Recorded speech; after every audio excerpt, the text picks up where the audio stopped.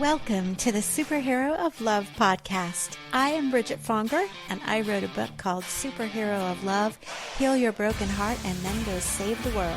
My book is all about helping people love and be loved more than ever.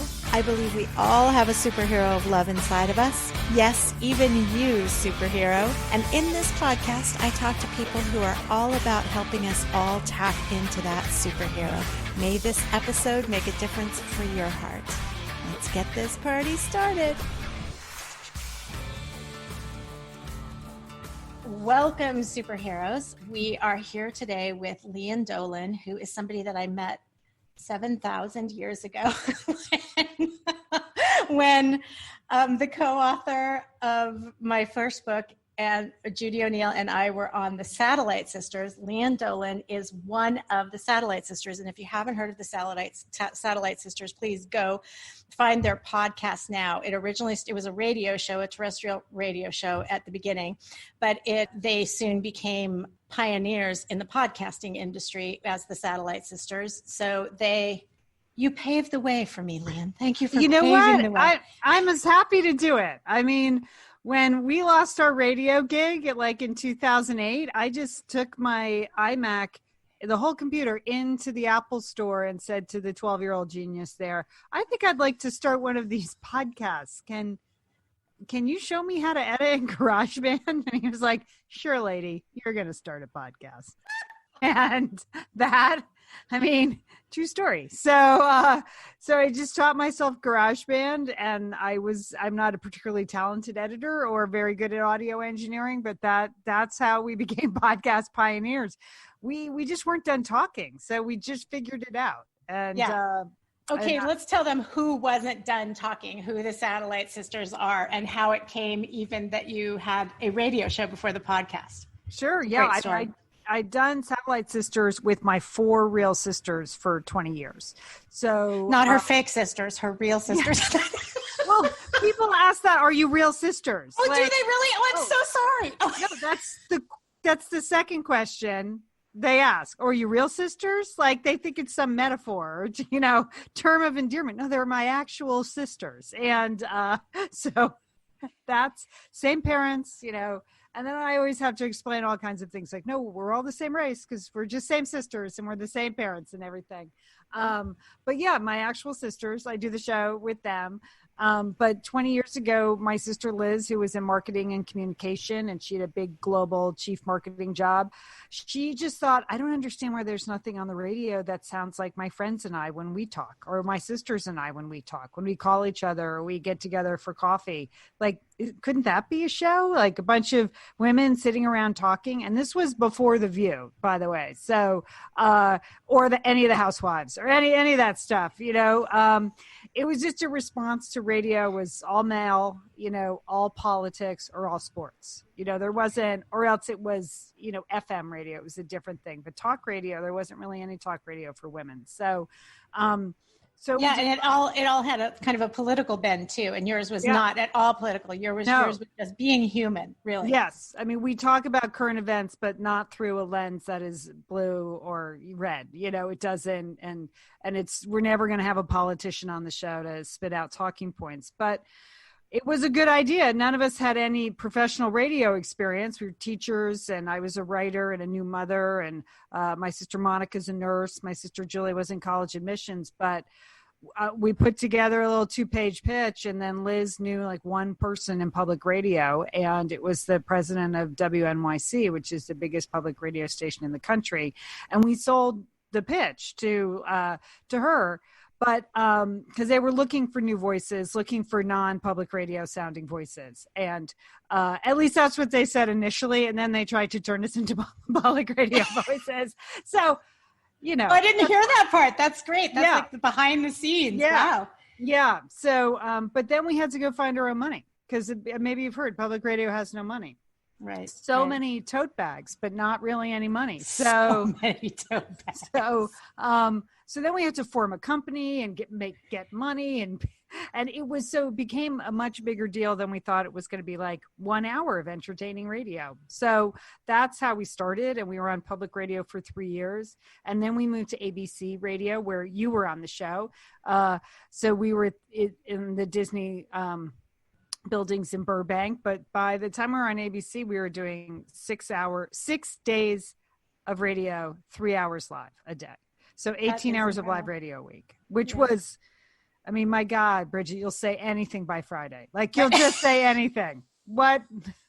I mean, we have to pitch story ideas, and I'd just be driving to the office like, what's on that billboard? Can I talk about that for 10 minutes? Like, it just, but it was great. I mean, we loved it. It was a great job. But then Disney. So I have to tell you, so Judy and I were on to talk about our book, The Lazy Woman's Guide to Just About Everything, which is, is like a girlfriend thing. It's like a sisterly thing too, right? Like it was very, very perfect for your show. But we loved you guys, and I still love you guys. I love tapping into you and hearing you guys talk, because this is the Superhero of Love podcast, and you totally fit in here, because you guys you're all about taking care of each other's hearts and taking care of the listeners' hearts too. Like, how can we help everybody just walk through life? And right now we're all having lots of trouble walking through life, right? So we're actually recording this, amidst, I haven't heard if there's a lockdown today and in a curfew in Los Angeles today. We're both sitting in Pasadena, but we're at lots of protests, and we're also in the middle of this pandemic, which was its own thing, which is why I wanted you to come on to talk about taking care of your heart. That's not over. So, FYI.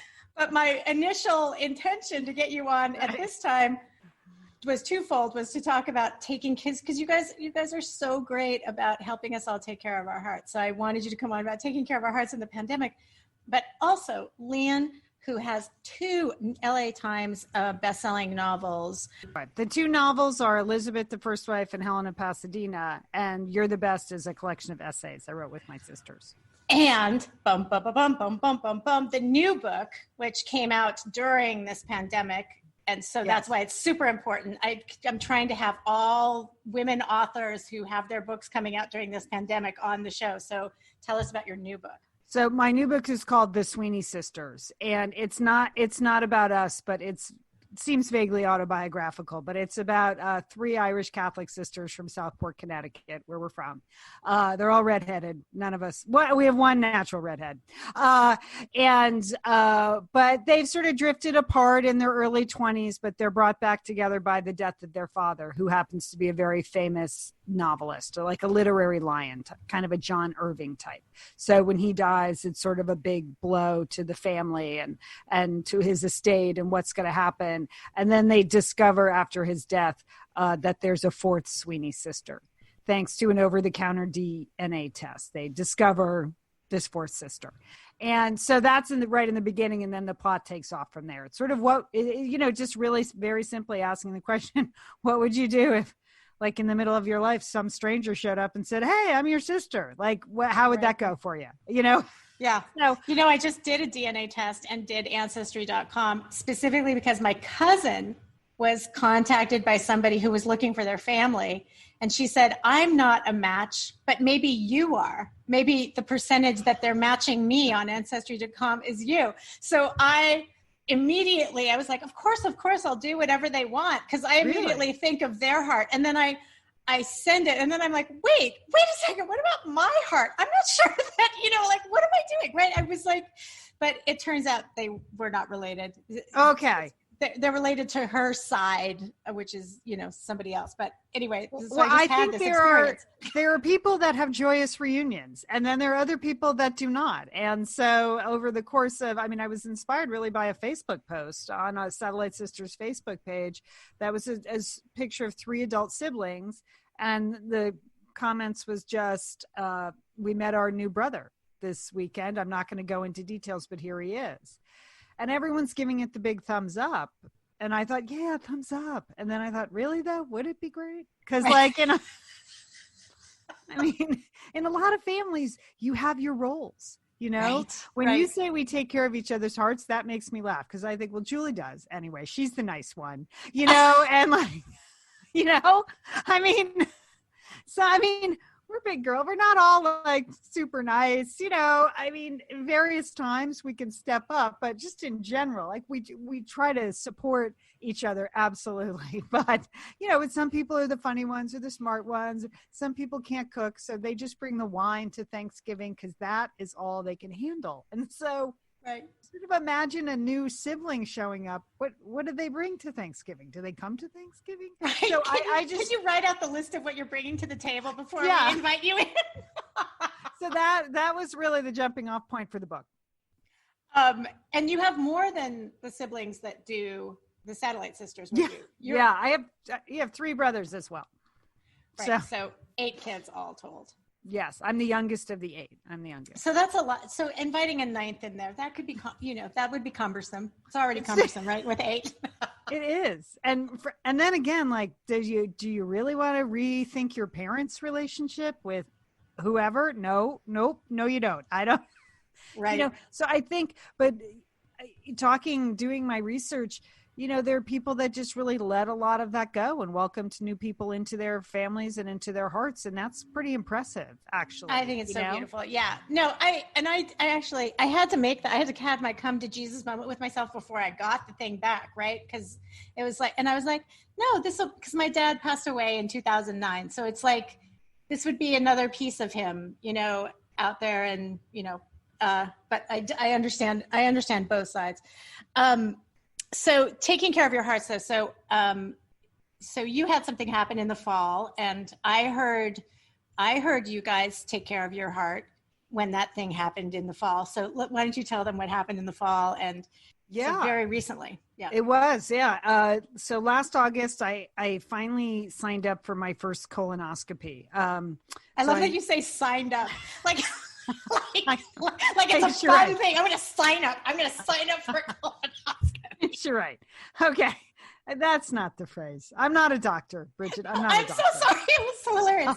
You are a wordsmith. I am not, oh my God, I'm not diminishing your wordsmith in any way, shape, or form. You are a wordsmith. And in fact, I'm going to prove to them that you're a wordsmith, but go on.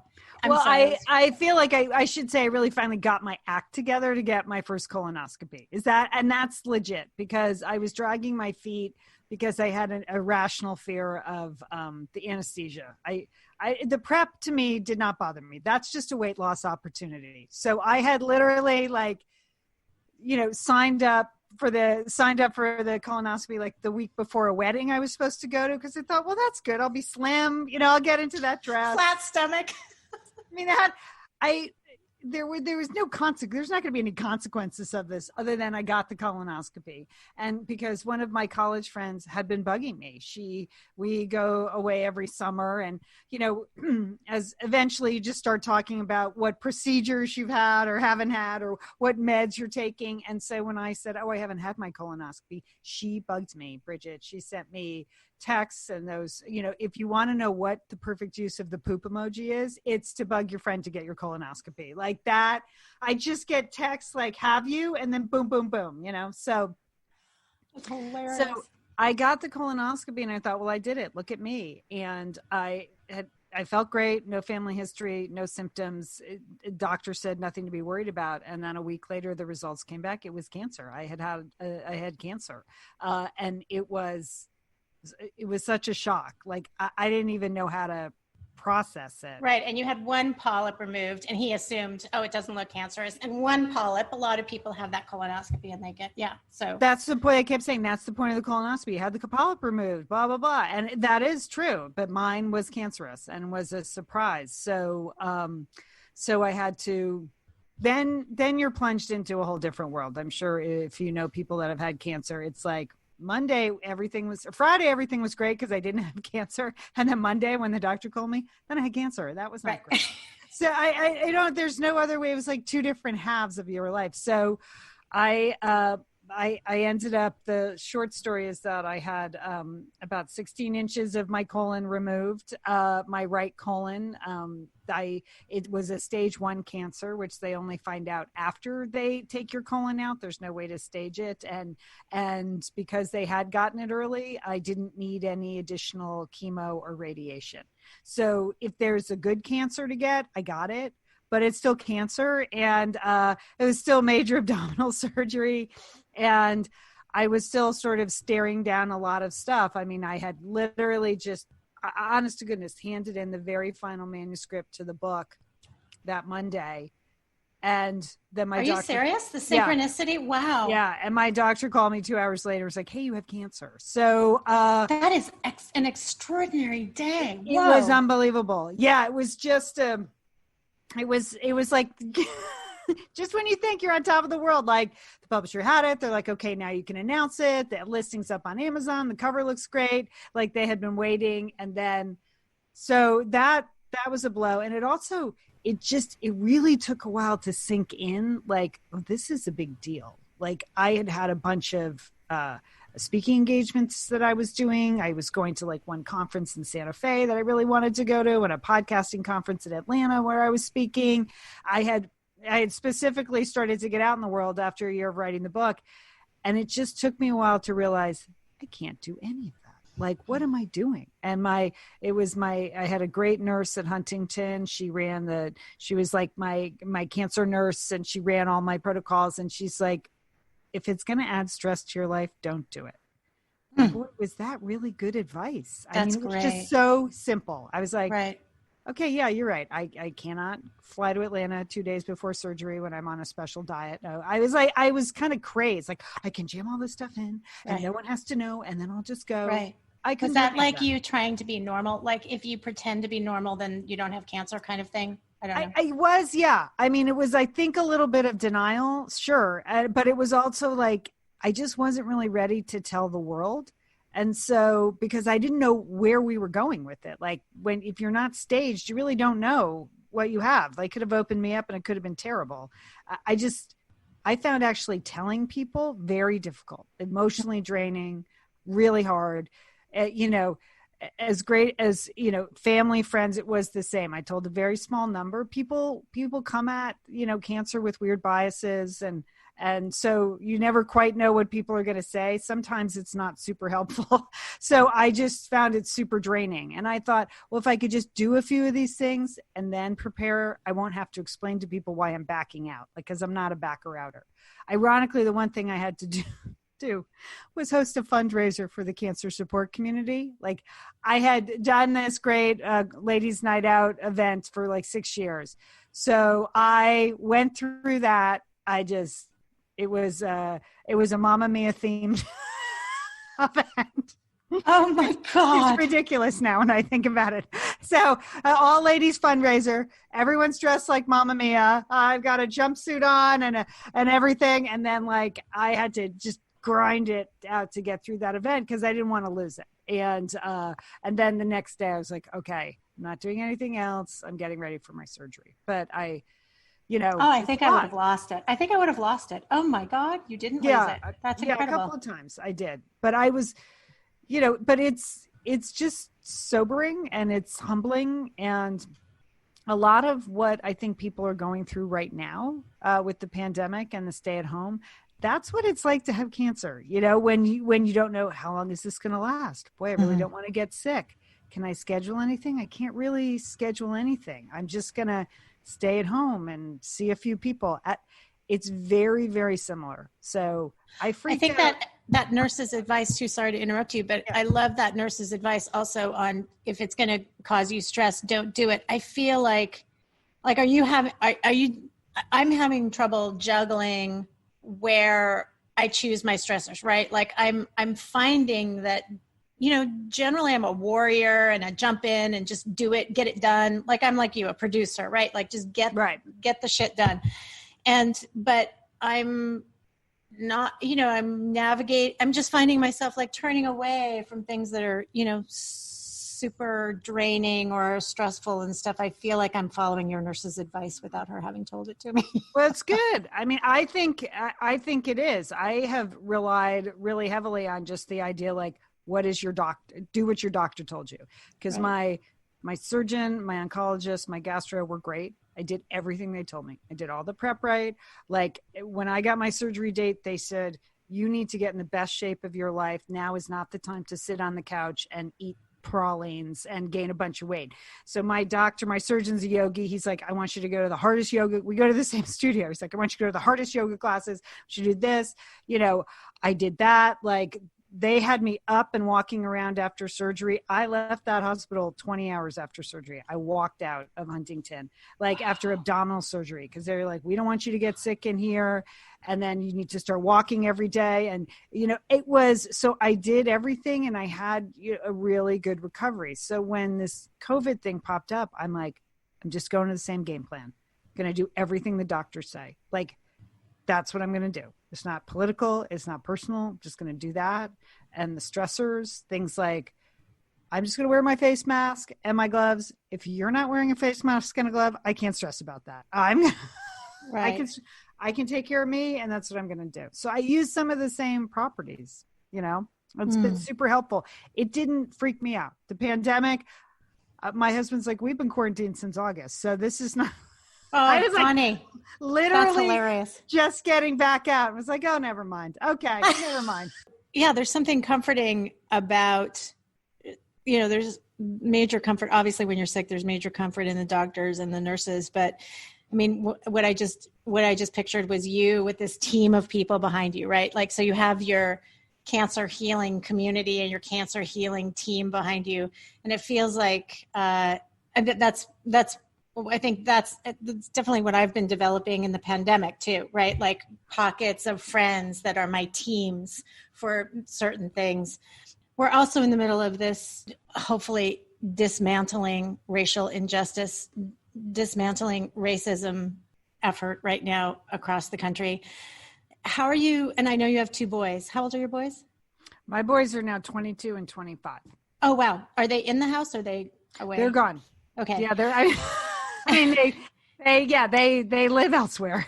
One is a senior at college, and I could not be happier. But I know where you're headed with this question. But I'm just wondering how you're all.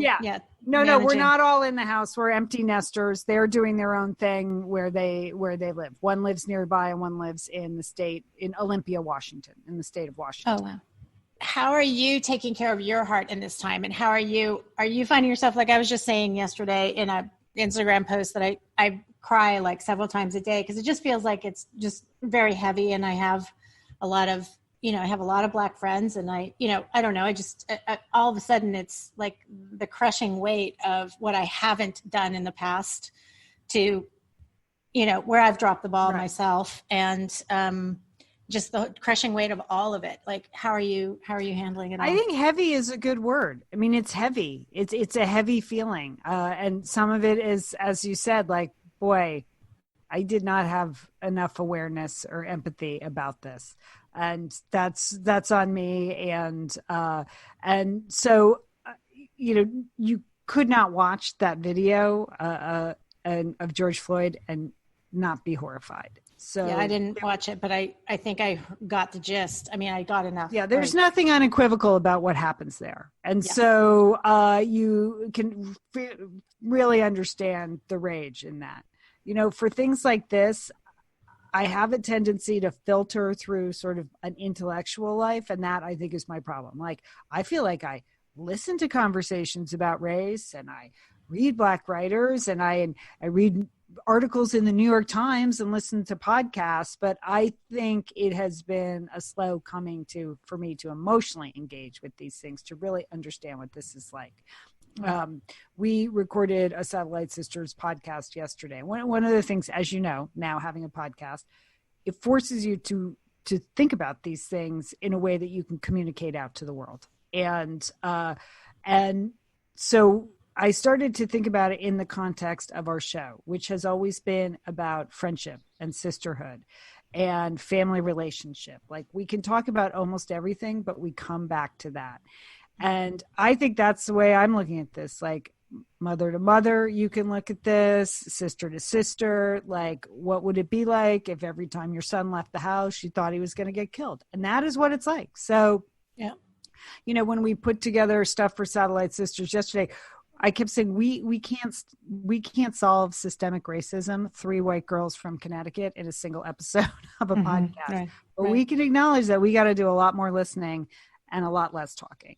And that's how I sort of emotionally or professionally handled it. And we put up a statement, and we are lucky, I think, to have had over the years really great Black producers. We wrote for O Magazine. We worked with Oprah Winfrey. So Gail King was our boss there. My sister Liz actually went and worked with Oprah. Like, we've had our entertainment lawyer for 20 years has been a really impressive Black woman. We've had a lot of really awesome Black women in our lives. And I felt like the best way to think about it was like, it's their sons, it's their brothers, it's their fathers that are going through this. And that's what makes it hit home. It's not some theoretical person. It's the people their relatives. And what would you do if it was your relative? And even them, like the harder road that they had to hoe, no matter how blessed they were, or, and the level of fear that they had to, like you said. I was listening to, Ed Bacon from All Saints Church. He was at All Saints Church for years. And the other night he had an event. He's in Atlanta now. And he had a conversation with Dr. Catherine Meeks, who has a center for racial healing. And they were having a conversation about it. And she just very poignantly, I think it was one of the most poignant moments of the evening, she had such perfect balance of rage and sadness in her voice, right? Like, both were equally powerfully present, because she has 2 sons and that she fears for their lives every day, and she's running a racial healing center, and it's just, I feel just a bit ashamed personally, but I'm trying to get educated and start having conversations. And a Black friend of mine actually said, she posted on Instagram, and it's so funny because I had gone to her house and was intending to talk to her about it and see how they were doing, but I hadn't, because there was a third person there. So I didn't feel comfortable doing it. And she posted the next day saying, talk to your Black friends, see how they're doing. Like, ask them, they need to be asked, and ask them about their, and I think that's a great to do. Well, I found a lot of good I found a lot of good inspiration in Michelle Obama's almost everything she does. Literally everything. Right. Literally everything she does, from the workouts she does on her upper body. Her arms. Yeah. Oh my gosh. To the sound of her voice. Yeah. So, but her message on Twitter was like, we have to root it out and do the uncomfortable work of asking ourselves, where do we fit in? And it's super uncomfortable. Yeah, it's uncomfortable. And I'm ready to be uncomfortable. So for a while, I'm okay. That's such a great sentence. Ready to be uncomfortable. Yes. And I think that, and feel that grief for our friends and colleagues, right? And literally let it sink in. Like you said, I think that we've all been so intellectual about it. And if it's not emotionally right in our faces, then we don't deal with it emotionally. That's such a great, and ready to be uncomfortable. I love that. I love that. So tell us, so I don't know if you want to, so listener, I'm still in my temporary house. I'm staying in Adelaide Hicks's house. And we mention Adelaide almost every single episode. Ed Bacon and I became closer this year, and his wife Hope, because of Adelaide's funeral in November, and because he did the homily for that, and I interviewed them for the last episode that's going to go up tomorrow. So we've been invoking Adelaide in almost every episode. And I was telling Lian that since I got here, when I sit on the couch in the living room, the entire room in the living room is lined floor to ceiling with books. But to the left, when you turn due left, when you're sitting on the couch, the book that is sitting on the shelf, and it's really, really beautiful, is one of her best-selling books, Helen of Pasadena. And Adelaide had a bookmark in it, and it's not necessarily where she got to in the book, but it's just I just want to read. Can I read a few paragraphs? Because it really tells how incredibly amazing. This is back to the wordsmith thing, right? Okay. So this is just random, kind of in the middle of Helen of Pasadena, but it's so beautiful. And there's some heart-holding stuff in here too. Do I have to go to practice? Aiden asked for the third straight night. Merritt never allowed him to skip practice unless the sky was falling or he had floor seats at the Lakers game. Tonight, all I wanted to do was drink the wine and read the pages of the notebooks I'd scanned. The last thing I wanted to do was make the water polo run. Aiden formed the prayer sign with his hands. Please, can't I just skip it this once? Of course he could. We both could. Sure. But make sure that homework gets done. I will be checking. Aiden gave me the doable thumbs up and headed into the house. Juan tooted his horn as he pulled out of the driveway. I noticed Amelia popped her head out of the back door and gave Juan a special send-off. Was something happening between the two of them? I walked across the gravel to meet Rita. She gave me her usual two-cheek kiss and started right in on her plan. We are in great shape. Everything is set up for Sunday. Juan has done an amazing job. It looks wonderful, super sellable.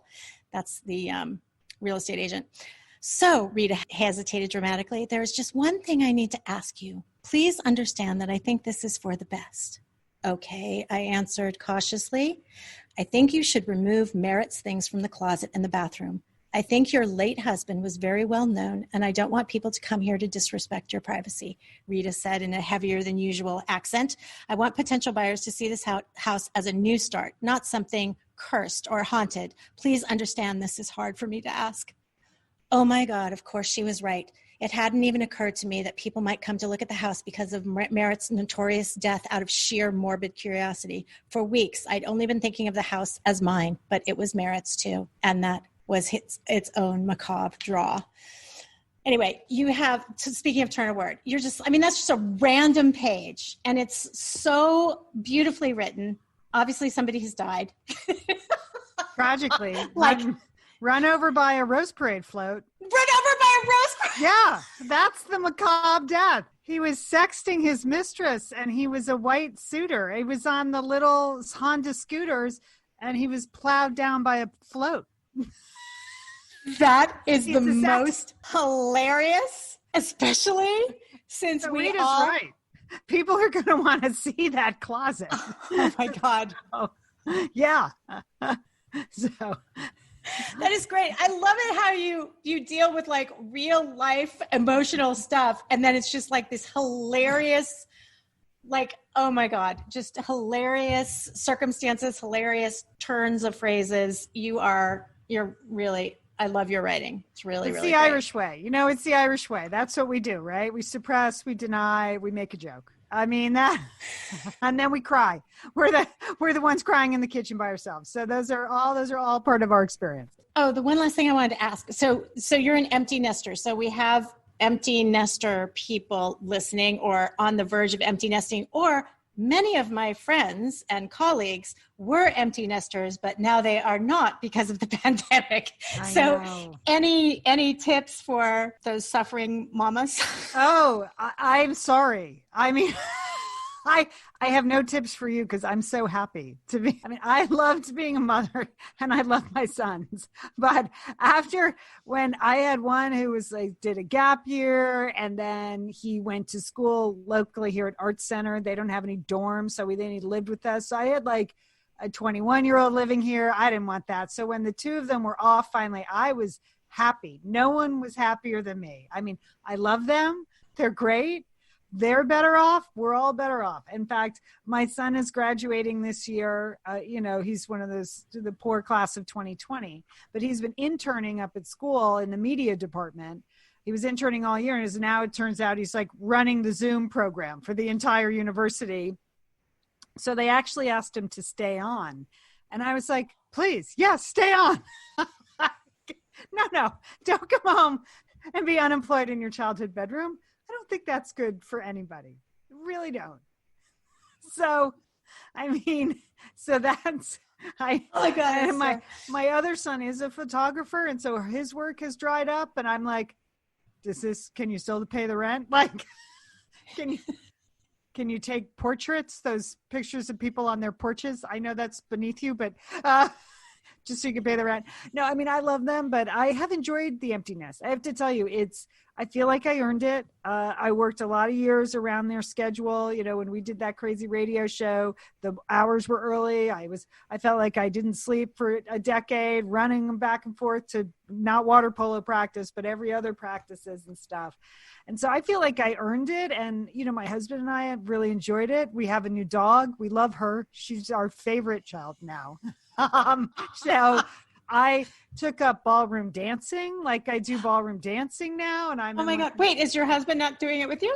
No, I go to a real professional dance. He doesn't want to dance with me. I go to a real professional dance teacher. And then I'm in like a middle-aged ladies dance troupe, and we perform and we do Broadway and, you know, Fosse and hip hop, and it's nuts. So I'm like, I didn't have time to do that before. Now I do. So I do love it. So my advice to, you know, the people who are looking at it is really embrace it. I mean, your kids are ready. They're ready to leave. You're ready to have them leave. I mean, it can be a really fun time. That being said, Bridget, I'm going to say this. I am glad I like my spouse. Yes. So much time. Like the first year, the weekends felt like they lasted a week and a half. Because we weren't running to sporting events or this and that, or, you know, robotics competitions and stuff like that. We're like, my God, this is the longest day. And then we found like we just started napping all the time. Like we never napped. I've never napped in my entire life. Like noon, we'd be ready to go down again, like babies, like newborns. So I love it, but I like my God, like my spouse. So yes, that's a red flag. And having been quarantined essentially since August with him, you really love your spouse. We really like each other. Yeah, I mean, we joke about it, but I mean, yeah, and I don't want to learn anything new about him. I don't want to, you know. I mean, it's been 27 years. I know enough about him. I don't feel like we have to go deeper, but we're good. So I think he feels the same. So. Oh my God, that's hilarious.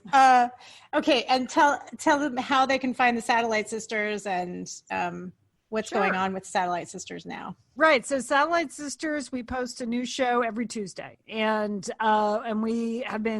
we do, you know, like 48 shows a year. So we're very regular, and you can find us at satellitesisters.com or wherever you're listening to this podcast. We're on all the platforms. So everything from Apple to Spotify to NPR, you can find us there. And we have a really active Facebook group, which is a lot of fun. Cool. I want to join. Yeah. We have a private group, so it's private, so you can say anything. Can I fill out an application? You have to answer a couple of questions. Yes, there's some screening questions. You do have to. Wait, what was the word that you used that you were going to sign up? I'm going to sign up for my colonoscopy. I'm going to sign up for the Satellite Sisters. Sign up for it. Thank you. Yeah, we just want to make sure that it's listeners of the podcast on the page, because we feel like we set a standard of respect and humor and on the show. And I believe we have this tiny corner of the internet where the same thing happens, where it's not, there's no name calling, it's not politics. You know, people can talk about serious things, but it stays very friendly. And that's a tribute to the Satellite Sisters. Hood. And then my books are at liandolan.com, LIANDOLAN.com, or again, you can find them anywhere, but that's the best place to find them. So it's 3 novels and then Satellite Sisters, and then You're the Best. Right. Mm-hmm. Right. Yeah. 3 novels, you guys. And 2 of them, LA Times bestsellers, is what's going on with the bestseller list now? Like, is this happening? Are you on the LA Times bestseller list already? I made a couple weeks of the Southern California indie bestseller list. So the Sweeney Sisters did, which is good because, again, none of the bookstores were open. So it's a little bit incredible. It's incredible. And step back, the LA Times is no longer even really doing their own list. They just repost somebody else's list, which is they repost the Southern California indie bookstores list. So I did make that a couple weeks, and I was really happy because not that many bookstores were open. So for a couple weeks there, it was hard to even find the book. That's extraordinary. It's Bravo. No, it's just a testament, as was that little excerpt that I read, a testament to how fun your books are and how great they are. And congratulations. And here's to you being able to be out on the road and having parties and book events and meeting people soon. Soon, I know, right? I know. Yeah. How fun was this to reconnect, though? I'm so glad you contacted me. I know, totally. Anthony Guthmiller is from the cancer, probably. That's from your how cancer. I co-hosted with him that event. That was, he didn't even know it. He didn't know. No. I just. Oh God, that is crazy. Yeah. Anthony, I've had on the podcast a couple times, and I had him on right before he left town to talk about the transition of leaving town. Because Anthony Guthmiller, if you haven't heard that episode, was the fundraiser extraordinaire for all of Los Angeles, but especially in Pasadena. He could just turn an event into a 100,000 plus fundraiser with, I swear to God, he has magic wands that we don't even see that he's waving. Pulling. I mean, he's great. Yeah. I've been to events he's thrown and then worked with him on this cancer thing, and boom, he just did that auction like a pro. Like he just sucked every dime out of that crowd of Mommos. They were dancing queens. He was Mamma Mia, right? Oh my God. Well, I'm so glad that he said, and it was like Adelaide was trying to get me to get you on the podcast, but that's true. Hit me upside the head with a frying pan and say, Lian Dolan. And it's perfect timing. Thank you so much for coming. Thank you for all your wisdom. Thank you, Bridget. This was fun. All the fun that you guys bring to the world as the Satellite Sisters. Thank you. Superheroes, that was Lian Dolan. Go to liandolan.com, LianDolan.com to check out all of her amazing books. Check out the Satellite Sisters podcast wherever you get your podcasts. Go and subscribe to Satellite Sisters, and while you're there, subscribe to the Superhero of Love podcast. Rate, review it, and tell your friends about it. And if you haven't bought Superhero of Love, Heal Your Broken Heart, and then Go Save the World, please go do that. And Lian's new book that is out now that she was just talking about, which is the Sweeney Sisters. The Sweeney Sisters!